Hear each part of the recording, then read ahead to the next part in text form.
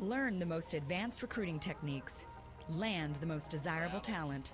Launch your company towards massive success. This is the Higher Power Radio Show with Rick Girard. Good afternoon, everybody. We're talking about unintended consequences of poor hiring process.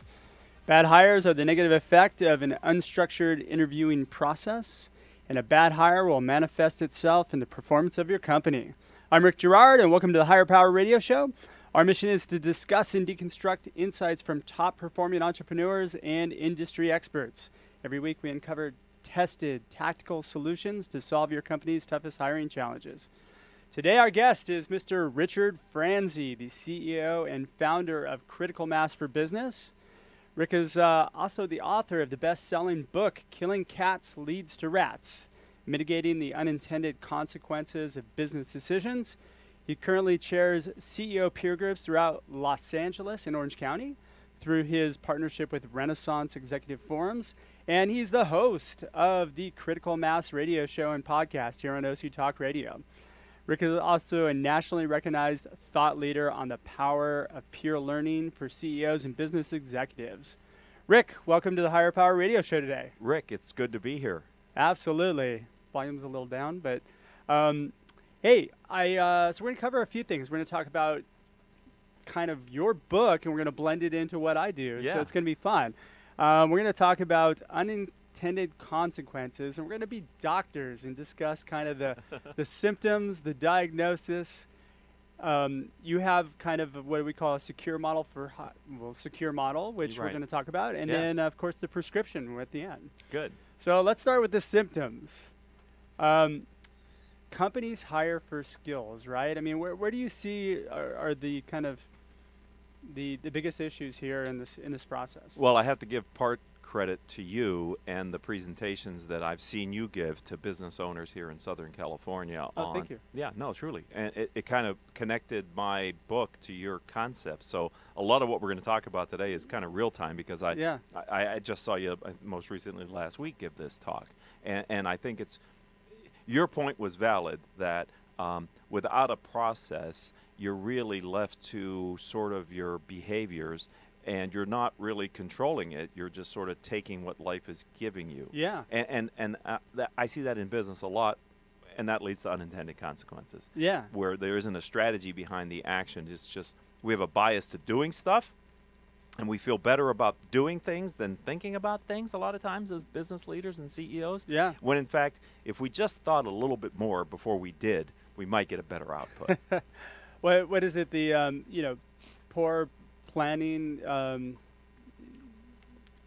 God, I forgot the saying. But essentially, yeah, if you fail to plan, you should plan to fail, right? Right. Exactly. So I've been a big proponent of this for a while. As far as hey, look at you've got to think about what your hiring process should look like and how it's going to be attractive to people. Right. Especially in this market, it gets even tougher and tougher. Right. And so I see the lack of planning evidenced in bad hires, and that's kind of the premise of what we're going to talk about here today. Yeah. Because people focus on the symptom and not on the cause, and you can't solve the problem by trying to cure the symptom.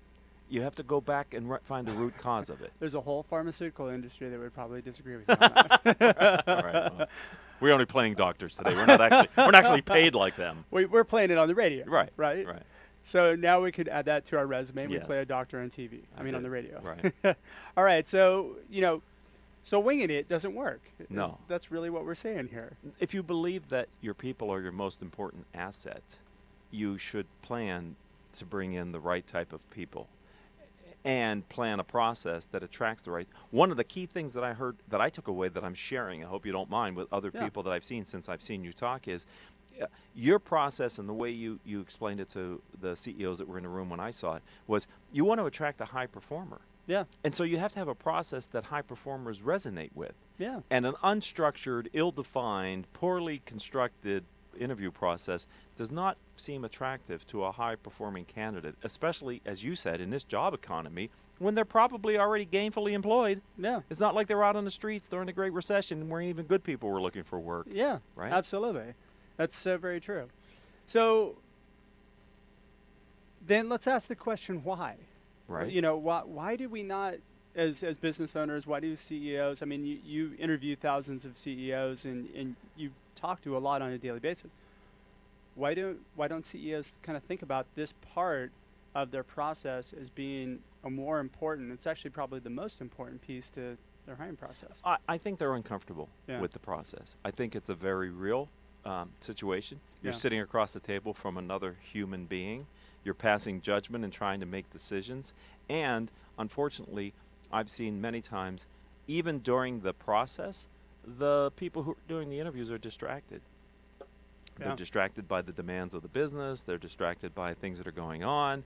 I heard you say in your talk, you know, sometimes you forget that you even have the interview that day, and you look at the resume a few minutes before the candidate shows up, and there was like a collective chuckle around the table of people going, oh, yeah, that happens all too frequently. Yeah, it's their like collective oh shit moment. Right. Like, oh God, I've got an interview in 15 minutes. I better go on LinkedIn and see who this person is. Yeah, who am I talking to again? Yeah.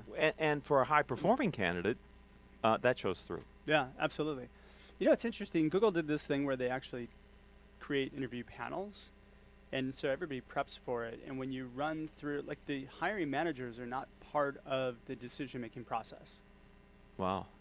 Strange, right? Right. But the guy who designed it is a guy named Laszlo Block, and he was the head of talent there for a number of years. And Laszlo kind of decided, hey, we want to take out all bias, and we want to make sure that we're getting people that can provide diversity of thinking into the groups as well.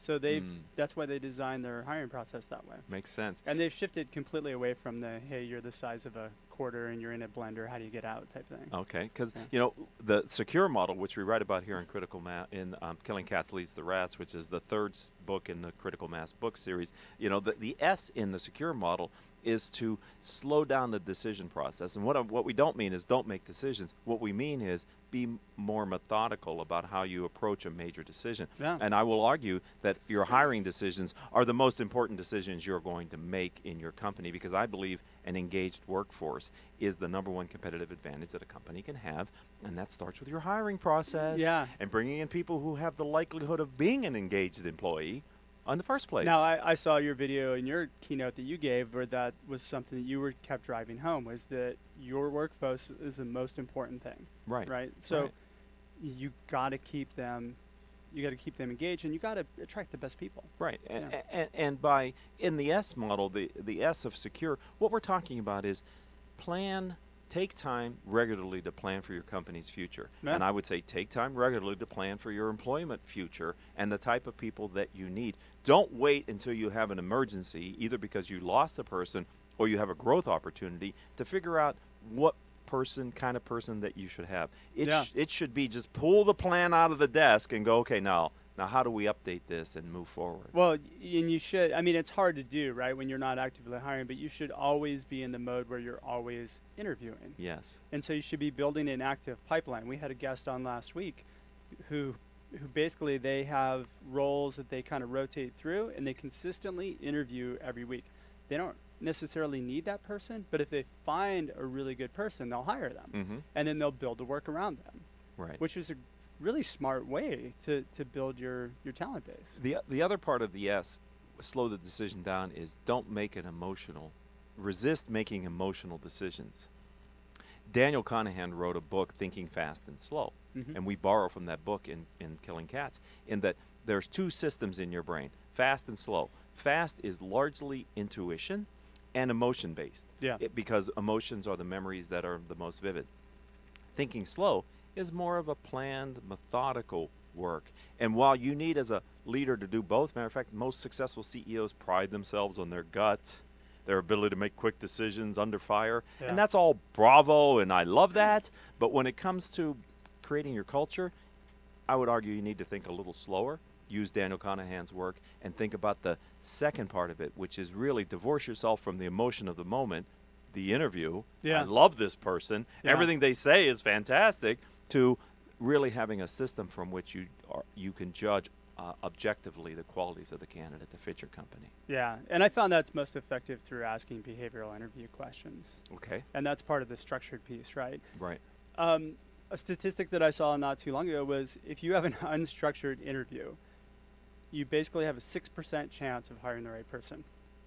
which I would say is all too common, right? But Yeah, you know more than I, because yeah. you work in that Yeah. environment. But I think a Yeah. lot of them aren't structured processes, especially for small and middle market companies. And yeah, especially for small companies, you Right. know, and I found startups, and I'm around kind of a lot of small, you know, maybe 10 people startups.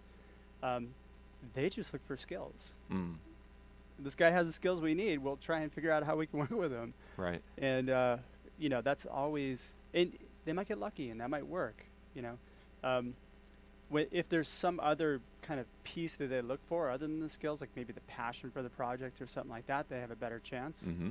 But if you're just looking at kind of skills, that's a recipe for disaster as well. Right. So now, making a bad hire, what are the consequences? Well, I think the consequences show up in the performance of the company. Yeah.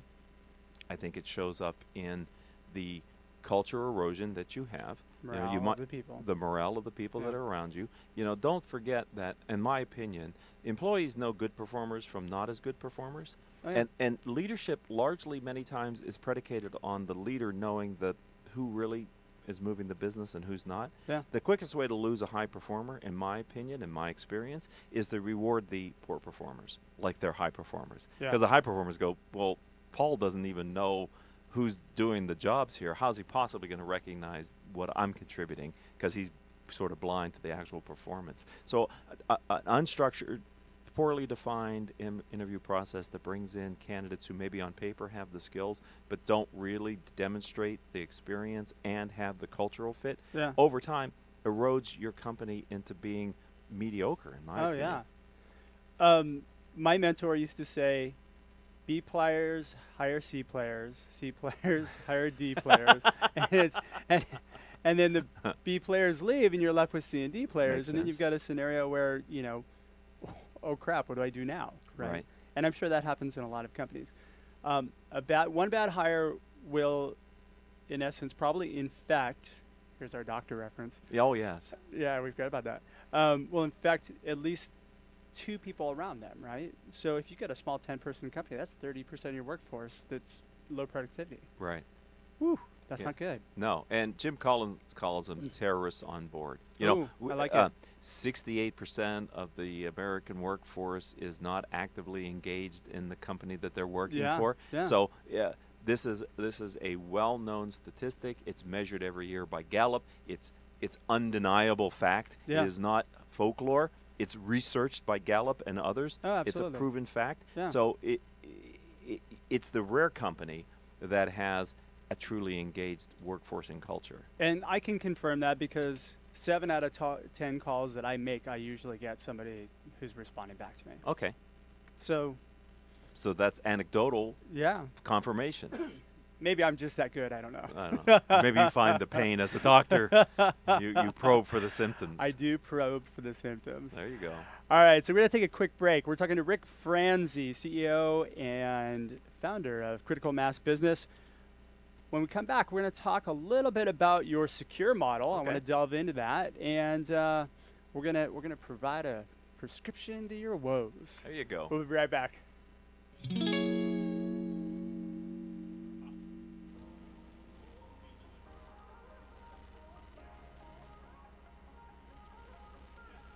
You're listening to Higher Power with Rick Girard, giving you access to recruiting techniques that will help you hire key talent to build your company towards real success.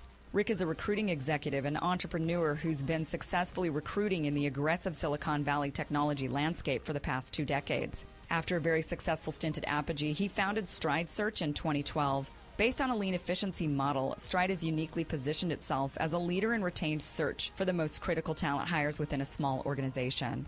Whether you're a startup executive or recruiting professional, by listening to Higher Power with Rick Girard, you will walk away with skills to help you attract and hire great talent. Now back to Higher Power with Rick Girard. Welcome back to the Higher Power Radio Show. I'm your host, Rick Girard, and today our guest is Rick Franzi, the author of the best-selling business book, Killing Cats Leads to Rats, which we have right here, if you can see it on video. If you're listening, you can't see it. So we just discussed kind of the whys, the symptoms, and the reasons for why people avoid a a structured hiring process, but now we're going to talk about how to diagnose the issue. So let's talk about your secure model. Okay. So you started to mention the S, right? So secure is an acronym for, explain that to me if you could. Yeah. So, to make it memorable, you need an acronym that people can remember. Sure. So for this book, our acronym is SECURE, where every letter stands for a strategy to help avoid, reduce, or mitigate unintended consequences. We talked about in the first block a little bit about the S, which is to slow down the decision process. And again, by way of review, I'm not saying to slow down your decisions, but you need to put a process in front of your strategic decisions. Not every decision that you make, but I will argue that most employee hires that a CEO is making in the small to mid-sized companies is a strategic decision. Absolutely. It's hard to imagine, when you said earlier, if you have 20 employees, that one new employee isn't really a strategic add to your team. And most CEOs can probably quote the saying that goes around, which is slow to hire, quick to fire, right? So, but do they practice it? Right. I think it's the opposite. Yeah. Many times, unfortunately. So. I agree. Okay. So I think we covered in the first block the need to deliberate about the future and then act deliberately once you've made the decision and adhere to a process and a strategy of hiring. I can't agree with you more. Okay. All right. The second one is to expand your knowledge base. Okay. What we found is a good way to reduce or mitigate unintended consequences is to capture all the knowledge available to you. And so we say you assess the information and knowledge that's in your company. Many times when you're making a hiring decision, I would advocate it's a good idea to make sure you get the input of the people that person might be working with or for. Yeah. Right? And to think about what else do we know about this position inside the company that we can formulate the job description, the expectations, etc., the compensation before we go to the market to try to find that person. So it just to add to that, then that would be really, if you're expanding your knowledge, then you're looking to hire up too. Right. Right. Bring people in who have additional knowledge that you don't possess. You can learn from. You can learn from. Yeah. Maybe they have an experience that would be the experience that you want them to grow into. But I also would say don't be fooled just by that. Just because someone's been there, done that in a different company, doesn't mean it's going to translate to your culture and your environment this time around. No, it doesn't. I mean, if you're asking somebody to do the same thing that they've been doing at their current job, they're not going to be that passionate about it. And then there's that. Yeah. And the other part of the E is to access information outside of your company. Okay. I find small companies sometimes are running so hard, they don't stop for a minute and either talk to a peer CEO about, needing to hire a position, or maybe more traditionally in this position, to hire consultants who can help you to build a process that will be more robust and more accurate. Yeah, absolutely. Don't try to do it this isn't a DIY thing. This is lean on people, right? Yeah. People who have experience and know how to create a process that you can lean on a bit because you don't have to create it yourself. Okay. So that would be the E in the secure model. Okay. Can I continue? Yeah, please do. The C is very simply to clarify the desired outcome.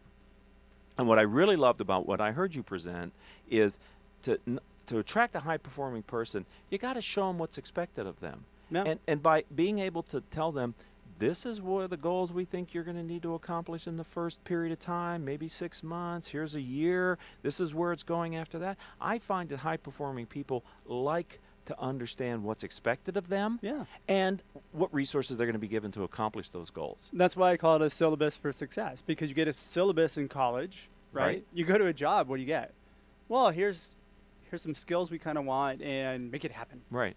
Surprise. Here's a job description for the last guy that, for whatever reason isn't here anymore. Yeah, and he didn't make it, Right. No, so I think the premise again, and I love what you position, you want to attract high-performing people, so you have to create a process that they enjoy from the get-go. Absolutely. So that they'll think positively about being a part of your organization. And so clarifying the outcome, which is the C in secure, is really what you said, in my mind. It's building that roadmap to success and clearly articulating what you expect of them. Yeah. And a high-performing person will go, well, that's a challenge or not. And they'll know early on. And if it's a challenge, it may be the compelling reason why they come to work with you, irrespective of even your company. Yeah, absolutely. So. And I found that when you focus on that, when you find somebody who's really up for that challenge, who really wants it, they're going to go that extra mile to accomplish it. Is it your experience that they actually add more to it? Going, well, yeah, I could do that, but have you thought about me doing this as well? Yeah, yeah. So you actually get a more robust absolutely outlook of what they could accomplish. And when you get to the end of the hiring process, it's not about the money anymore. Right, it's a about challenge. Yeah, it's about, hey, I'm getting that piece of my heart back that I've been missing at that dead end job I'm in right now. Right. Yeah. And this happens at every layer. I mean, at every level. I mean, you could you could talk from the janitor all the way up to the CEO level. I mean, everybody wants something more. Right. Right. Right. And in the right culture, everybody, I think most employees have a chance to be a fully engaged employee. Yeah. It's a mismatch between the culture, the expectations, and the employee that creates this 68% of the people who are not fully engaged at their work. Now, what's the U? Well, the U is unify the team. Okay. In the book, what we talk about is make sure you're not a micromanager. It's the quickest way to kill teamwork is to be controlling. And we talk about 6 ways of delegation. The way not to be a micromanager, 2 things, simply. Effectively delegate.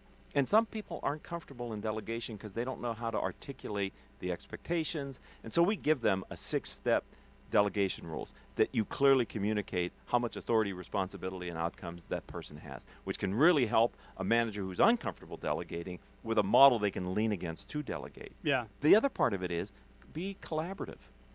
It really is amazing how if you open up your thinking to your team, if you have high-performing team and a good culture, how people can help you to see your blind spots and sacred cows. And the best ideas are not going to come from you. Right. They're going to come from the others around you. Right. And if you have a job opening, I would think to apply the secure model to this process, ask the people around that job what's missing. What would make this job even more impactful, and how could we maybe redesign it? This is an opportunity because we're going to hire a high-performing person. So what else can we give them, or what should we be giving them in this job?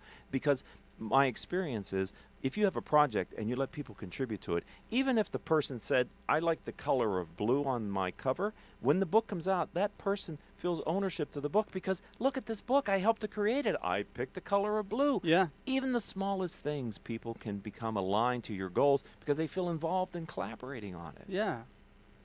And as a CEO, your job really should be managing culture, right? Yes. In today's age. Yes. And I know our engineer, Paul, really hates the word culture, but I love it. Culture. Well, he's off camera, so we don't have to worry about him. The All right, R. Yeah. The R stands for retaining control. Okay. What we see in the maybe as it approaches to the hiring process, you should be very clear about the systems that you're going to be using to hire this person. You talked about, and I vividly can see how this would work. If a candidate spends an hour with one person and 20 minutes for the next person, and then has to wait a half hour to meet with the third person they were supposed to meet with because that person is running late, a high-performing person goes, do they really value this position? Am I really going to, is this the kind of place I want to be? Yeah. Versus a process that says from 8 to 9 you're with this guy, and then we're going to take a break, then we're going to give you a tour, and you lay it out and you follow that. A high-performing person goes, these people have it dialed in. So during the hiring process, don't forget to see how your company is reacting through the eyes of the candidate so that you do not turn off the highest performing people because you look and if something happens, then explain it to them. Yeah. Normally this is what we had planned, but because of this interrupt, we're going to have to either reschedule or do something else. You have to retain control for the process and not let it just go off and happen thinking everybody knows what to do. That's what happens. The process just kind of happens. It meanders. It dies, right? It could live or die based on time. Right. Right. Time and quality of interview, because in your talk I heard you say every interviewer should have a knockout question. Some question that culturally says, regardless of how much we love you, your answer to this means, I'm sorry, we're going to stop the interview at this point. And that's retaining control, allowing the individual to go, well, you know what, they didn't answer the knockout question right, and so I called a halt to the interview process. Yeah. And it saves everybody time. You can actually give the feedback right there and say, hey, look at this is one of our core values. You know, I learned a lot of this from, I went through the interview process a few years back at Amazon.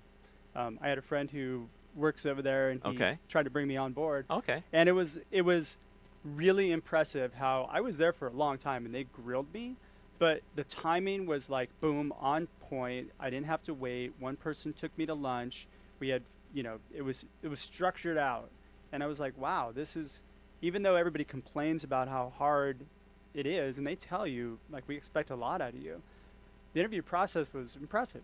Right. It just was. Right.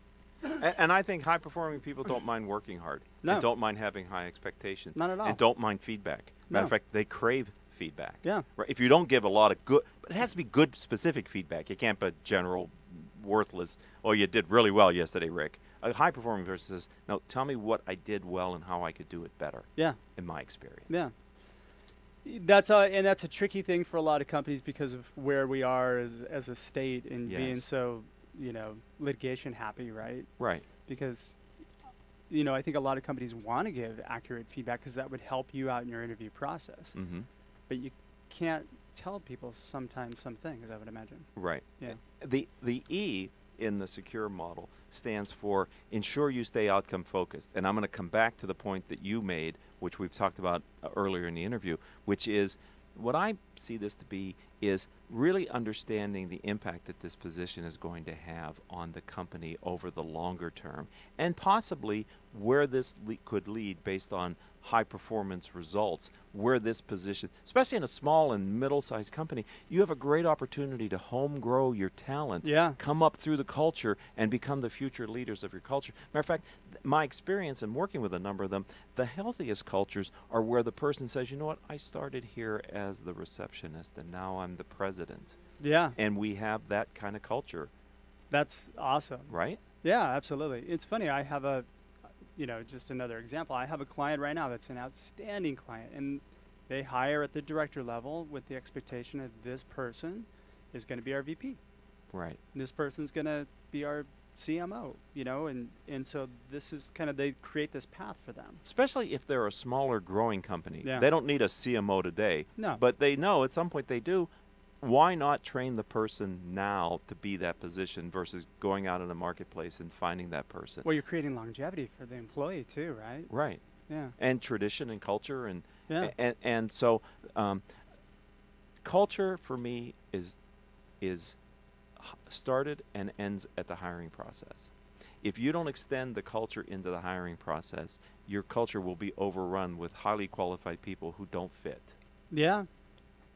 Then there's a lot of organizations that are like that. Right. And people go in the company go, how come we're not the kind of company we were when there was 20 of us and we were all here till 11 o'clock at night and all giving it our all, and now we're out of here at 5 o'clock. I mean, there are stories of companies, and I won't name names because we're on the air, but there are stories of companies who lose the magic sauce to the culture. And I think that's because they're not front-ending their hiring process with a heavy dose of culture. Do you think it comes they become too big for that too at some point, where they feel like it doesn't scale, so it doesn't matter so much I think anymore? it's a comparative advantage of smaller companies. It's easier to have a good culture when you have less people. Yeah. The few big companies that maintained a great culture, we write books about them. We revere the CEOs. How long have we talked about Southwest Airlines as being different in the airline industry because the people actually liked working there? Yeah. And they made the experience fun for the passenger, right? Yeah. Well, that's just not because that's not just because they hired well. It's partly that. It's partly because they know the kind of people that fit the playful environment that was the origin story of Southwest Airlines, and they made sure to bring those people in, and they never forgot that that's the kind of culture that they want, so they don't make policies and procedures that block the front-end customer service people from letting their customers enjoy the experience. And that's a great example of culture that they've stayed true to. Yes. No matter what scale. Right, and to Herb Kelleher's credit, I mean, he created the culture, but he was able to find a successor who she could maintain it, and the company can move forward. Now, a lot of the airline industry is making a lot of money now, so the days of airlines going bankrupt are in a distant past, but, cycles come back. Yeah. Southwest Airlines has been able to consistently deliver high-performance financial results as well as outstanding customer loyalty and support. I love it. All right, so let's talk about our prescription. Yes. What's the medication that we need to give, the takeaway we can give right now to our listeners? Well, I would hope that they would retain some of what we've talked about with the secure model. Yeah. But I think actually what's more practical is to work with a practitioner who understands how to apply best practices in the area of hiring.